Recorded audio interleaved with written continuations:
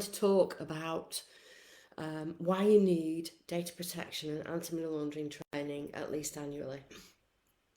Now, through the National Association, obviously, we see people's proof of training, and a lot of people's data protection certainly comes in at, I had it 2 years ago, and it's a 2-year certificate.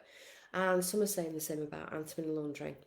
Now, the official recognition for the sector from the supervisory bodies is that we should be doing training at least annually. That's the accepted timeline. Why? Because things change. Legislation doesn't necessarily regularly change, but certainly the interpretation of it does change. And so you can have your certificate on day one, and even 4 or 5 days later, something can change. So you have to stay up to date even when you've got that training certificate. It is not a tick box then for the rest of your business life or even the length of the certificate date that's on it. It doesn't prove that you have the knowledge necessary for that period of time. It just proves that you've had training at that point. So there are two things to consider here is, one, having the training is great and you'll have the certificate.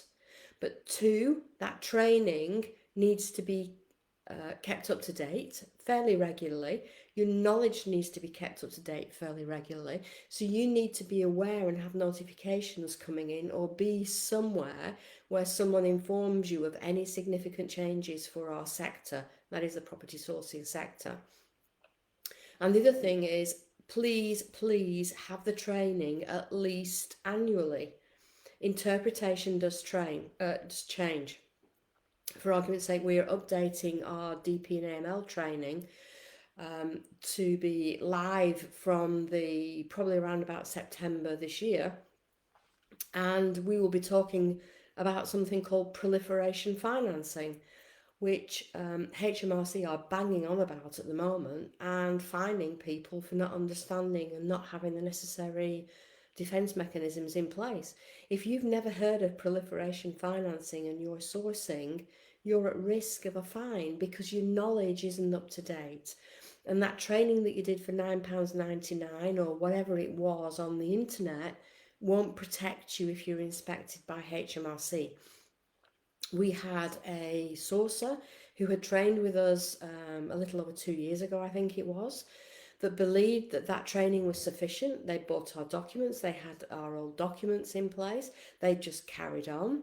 But sadly, they were inspected by HMRC and received an 11-page failure report because the knowledge hadn't been kept up to date.